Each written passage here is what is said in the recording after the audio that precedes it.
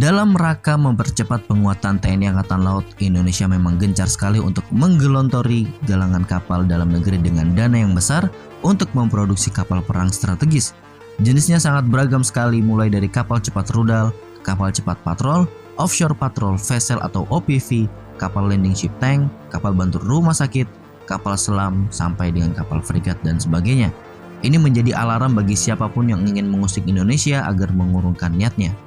Melansir dari Defense Studies, jumlah KRI TNI Angkatan Laut yang dimodernisasi untuk menjaga wilayah laut Indonesia ingin ditambah lagi oleh Menteri Pertahanan kita.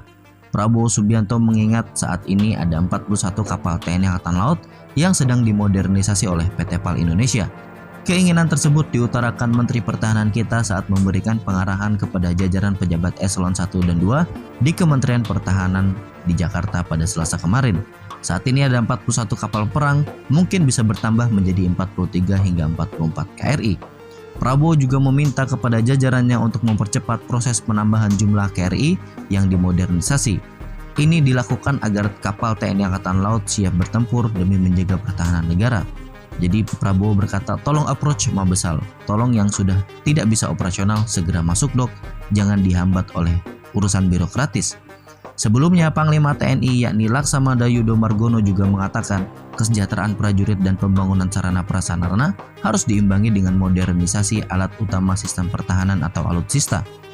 Panglima TNI Yudo mengatakan saat ini mereka sudah meresmikan 16 infrastruktur milik TNI Angkatan Laut di Komando Latihan Koarmada 1 Jakarta Utara pada Senin kemarin, sehingga bisa merata semuanya baik untuk alutsista, juga untuk kesejahteraan prajurit dan untuk sarana prasarana perkantoran.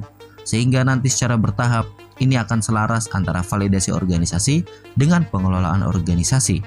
Beberapa proyek kapal perang baru ini memang sedang dalam proses dan beberapa nama penting juga segera bergabung dengan TNI Angkatan Laut seperti Frigat Arrowhead, Bergal Miniclass, dan FFM 30. Keperluan pembelian alutsista ini memang tidak dilakukan sekaligus karena keterbatasan finansial, namun dilakukan dengan perlahan tapi pasti. Ini sebenarnya masih sejalan dengan perintah Prabowo di atas bahwa kapal yang sudah uzur harus segera didocking dan tentunya kapal ini harus mendapatkan pengganti. Selain untuk menjaga Indonesia, kapal-kapal canggih yang akan dioperasikan oleh TNI Angkatan Laut ini juga punya peran penting sebagai wajah negara dalam latihan-latihan dengan negara besar lainnya, misi kemanusiaan Perserikatan Bangsa-Bangsa, dan kehadiran kapal-kapal raksasa ini memungkinkan Indonesia untuk berpartisipasi lebih lagi dalam rangka menjaga ataupun menciptakan perdamaian dunia. Jadi udah 2023 sampai masih ada yang bilang beli alutsista nggak berguna, mending kasih turu aja dia. Nah, bagaimana menurut kalian menanggapi berita ini? Silahkan komentar kalian di bawah.